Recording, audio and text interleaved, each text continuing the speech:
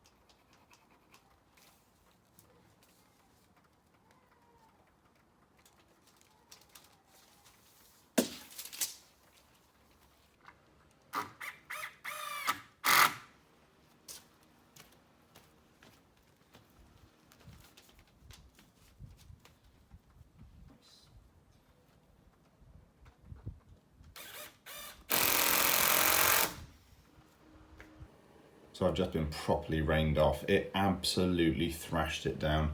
And in my haste as well to try and get everything done whilst it was raining, I realised that my spacing of the battens isn't quite right. So I'm probably going to have to take them off the wall and put them back on again.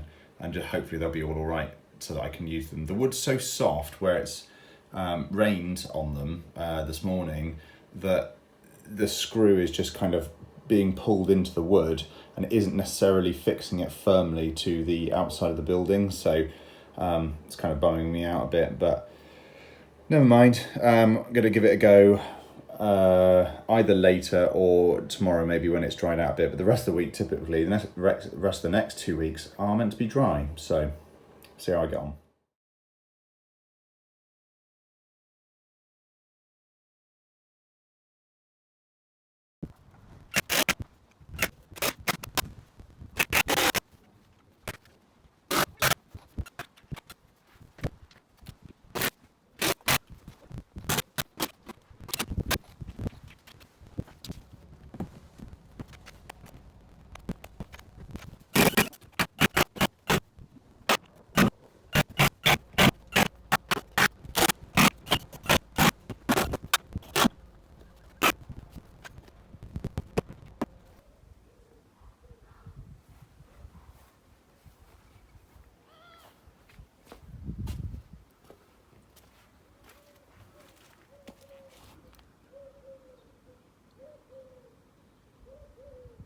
My cladding's just arrived, as well as these are corner pieces here that are going to be used around the window and door and other corners of the building.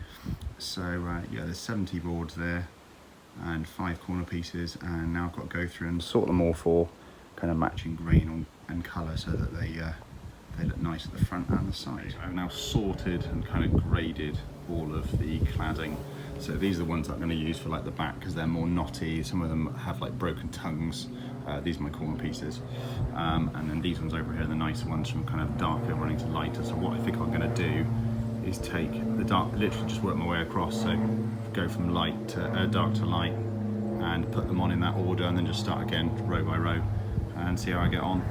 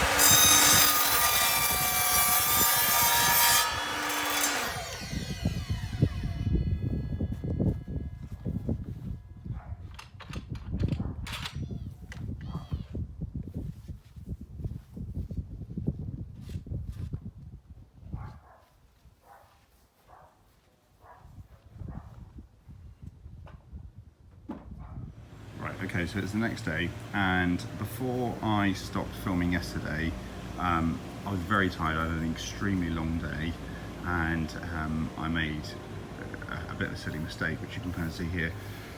So all of these, you can see that the tongue is on this side, so they all sort of slot in together, and I cut this one with my 45-degree angle on the bottom, and the tongue on the other side.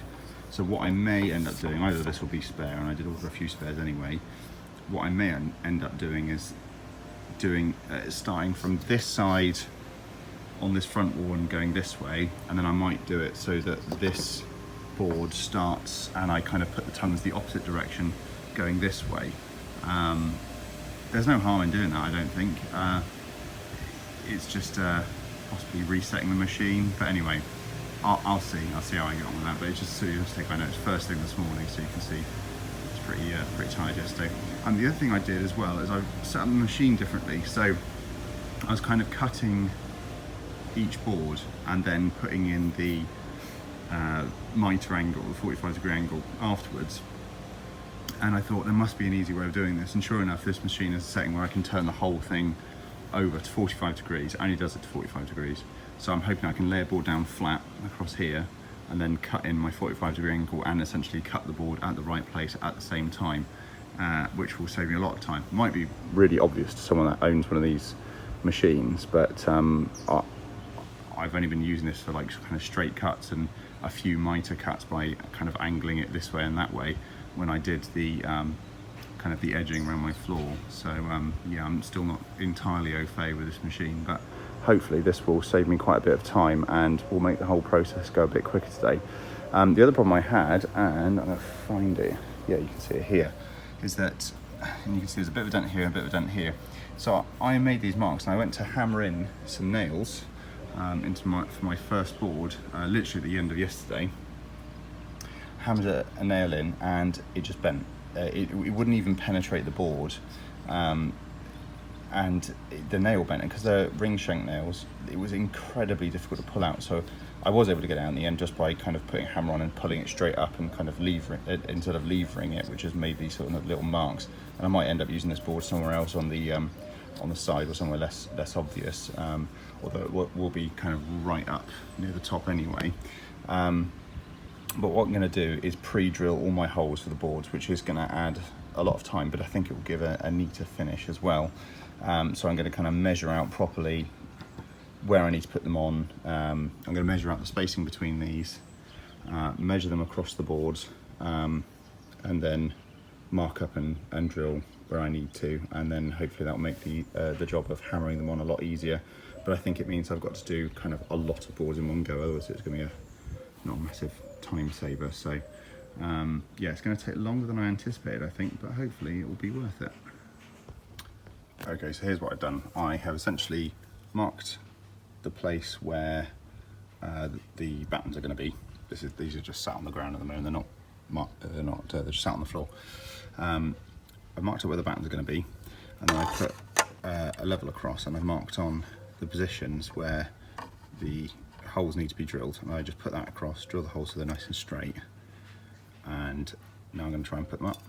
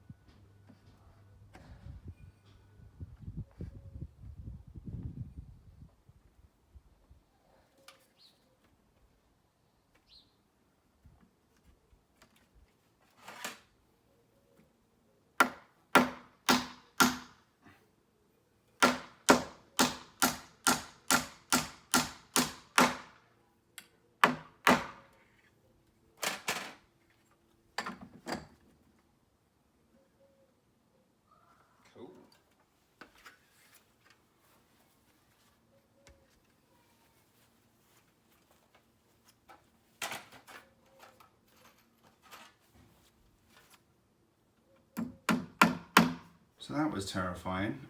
First kind of major mistake I've made. This is my switch inside the office, and everything works, everything's working fine. I went to my computer and I didn't have any internet, and I thought that's odd, restart my computer, still nothing. Check this, light number 1 was off. And now lights number 1 and 2 are the feeds from the house for networking. And I thought, oh no, I know what I've done. I've gone through a cable.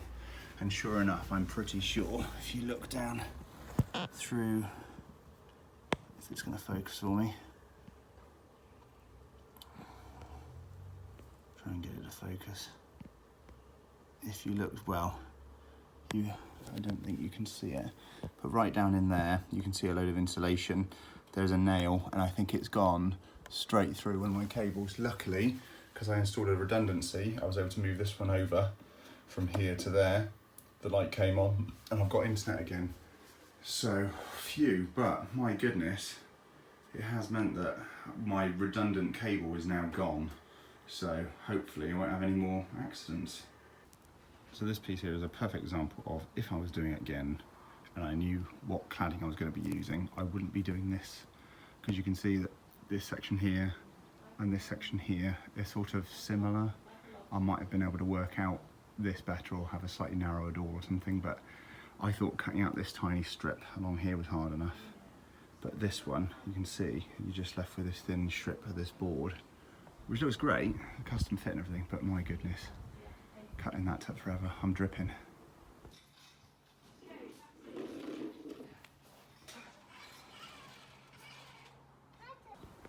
Okay, I'm in a huge amount of filming today. I've just been so short of time to get everything done, but you can see how much I've done in essentially one day. I've only got a few more boards left to do, but I've just run out of time. It's getting too late, and you know, we live on an estate and kids are going to bed and stuff like that, so I'm gonna have to wait. But I'm really pleased with how it's coming on. I'm hoping that even though the walls are sloped, it will be reasonably straightforward to do those, and I'm hoping that I can do them in tandem, so once I cut this board I can cut the opposite side and kind of work my way to the back, so I kind of do both walls at the same time. But yeah, just see how I get on tomorrow.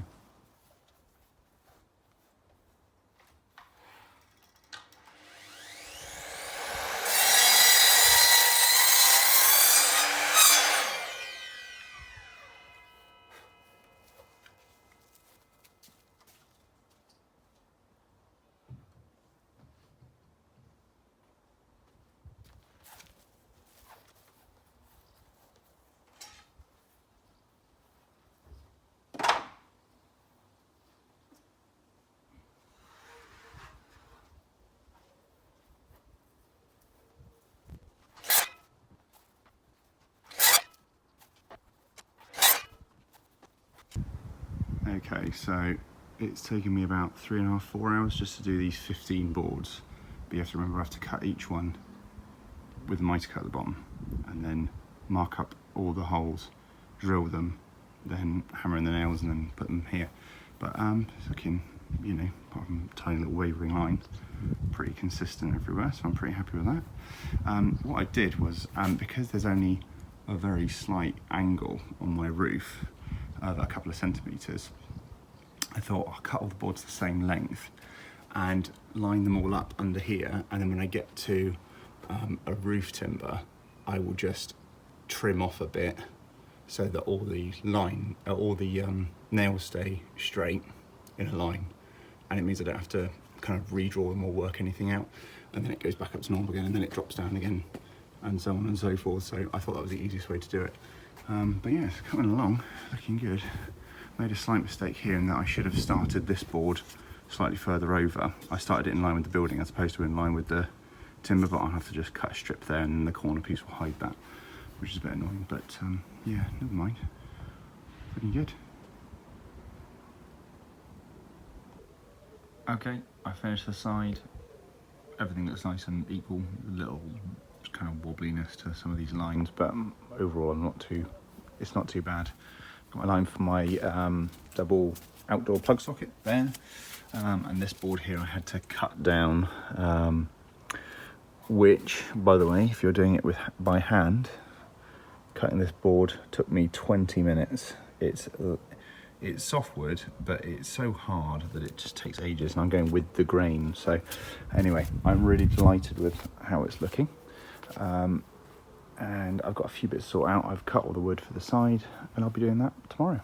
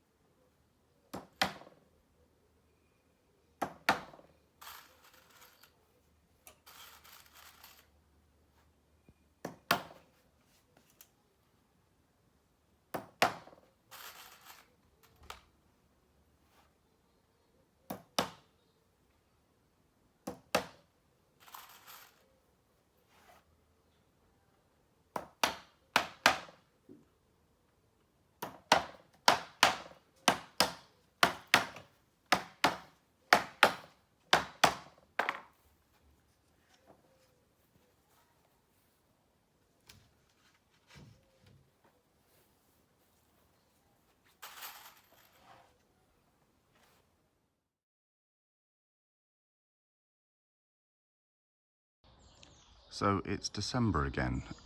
It's been nearly a year to the day since I started building my garden office, and I still have yet to finish it. The last work I did on it was actually back in August, and it's just after Christmas now. For two reasons. Firstly is that obviously having a baby requires quite a lot of attention, and it's taken my mind kind of elsewhere, but also it's somewhat out of sight, out of mind. The only thing left to do is actually put the cladding on the back, and I've already done a little bit of it, and put the gutter on. And we've had rain, but not lots, and it's not been much of an issue. But you know, moving into January, February, traditionally quite wet months in the UK, I kind of want to press on, and I don't want this kind of hanging over me in the new year. I'd like to get this project finished up so that I can concentrate on other things we want to do around the house in the new year. So yeah, today and tomorrow I've got time to finish this all off, and hopefully complete this one, tick it off the list and say, there's my garden office. So these are all the leftover pieces from one board, and then I would have cut it off at an angle just the right sort of height, and that would have been you know, for the long pieces, and you know, down the side. So these are essentially the offcuts. Now I am wondering whether I haven't got enough to actually do the back. I worked it all out before I ordered it, obviously, but I am slightly concerned that I haven't got enough. So what I'm doing is I'm using all the offcuts, and I'm essentially kind of reversing the mitre. So I'm taking a little bit off the end and then putting a new 45-degree mitre cut on the bottom, so that I can use all the offcuts, and I can kind of essentially put them up like that. And I'm doing this because obviously I don't want rainwater to get in between a kind of a flat cut, so a straight cut. So I'm mitring them all, and it's kind of minimal wastage really.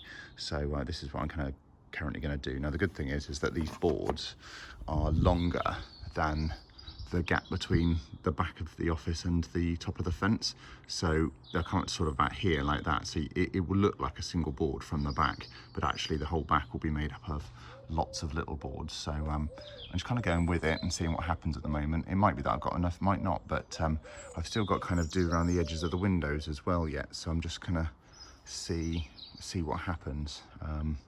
On that note, it looks like there's condensation inside. It isn't. This is actually on the outside. Inside is perfectly dry. So I'm going to crack on. Okay, it's a little bit difficult to see, but I've just done the whole of the back. Previously, as you can see, I've only just one board in the corner. So I've just done all of the back using the offcuts. But I tell you what, it's difficult to see, but the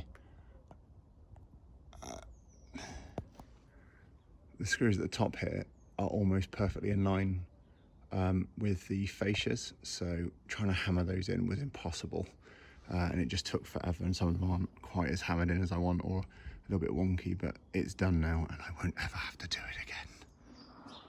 Okay, it's another day, and this is where I got to yesterday. I literally hammered in the last nail as I lost all the light, and I did also manage to hammer my thumb pretty hard earlier on in the day, so that's nice and swollen today. That's good. But as you can see, the back is made out of 3 sections of the offcuts of wood, and I did have enough. In fact, I still have about a board and a half left over, so that'll help me for around the windows. You can kind of see here as well, it's like black appearing on some of these boards that I put in the summer, and some of them look you know, a bit worse than others.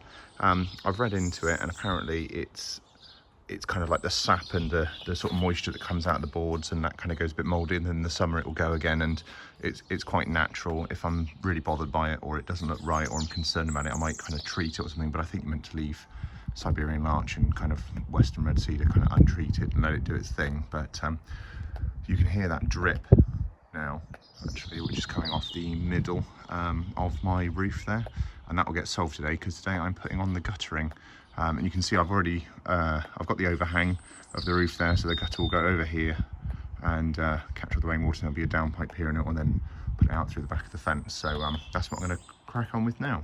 Right, I'm just going to give small updates because it's actually very difficult to film this, but I've installed the first bracket. I just had to push it right up into the corner of the roof here, so you can see this bit actually gives me trench that I need, and then I was able to push it right up to the top. And then what I'll do is I'll run a string line down to the other side, a bit less than the other side, and that will be my run, because I'm going to go from right to left, and then it will drop down in the corner there. So it's going to be really difficult to film because it's such a tight little space down here. And there, the gutter is on. It's not the neatest job I've ever done. The brackets are all spaced out right, and there is a tilt to the whole thing. But I found that the ends here kind of butt up against these corners, and every video I've watched in the run-up to this didn't have a rubber roof like this, and they didn't have these little corners or anything. So yeah, that was sort of unexpected. But what I did is you can't see it from here, but I cut a little tiny notch out of this corner so that this could kind of slide up into there. It's not perfect, but it's not bad. I did that with both sides. You can see the bucket there where the downpipe will come in, and there'll be a swan neck here, and then down the side, and then out. So yeah, but I'm pleased that's on. That's something. And because as you can see, it's a bit wet, there is some condensation kind of on the roof. I looked and it's dripping, and sure enough it is actually starting to go this way, so things should start dripping out over here now. But yeah, quite pleased with that. Okay, guttering is complete. I got the swan neck was a little bit fiddly to do, but I'm pleased with how it came out. And the downpipe went fine as well. And then I've got a 90-degree joint there, and then that runs through the fence and deposits it out on my land, but behind the fence. So yeah, that is the drain installed. And interestingly, as I was kind of putting in the downpipe, water started dripping out of here, so I know that all of this is working. It's funneling water in the right direction. I had a look from the other side, and it looks as straight as it can be, which is okay. It's not the like with all parts of this project, it's not always necessarily the neatest job, but it's kind of the best that I can do with the experience I have. And overall, I'm rather proud of that. So yeah, no one's going to go back here, so no one's going to trip over this or anything. This will be sort of blocked off at some point, same around the other side, around the kind of around here. But yeah, that's the guttering done. Just finishing off today by doing the corners. So I've just done this one. I've got to do this one on the one in the far back corner there.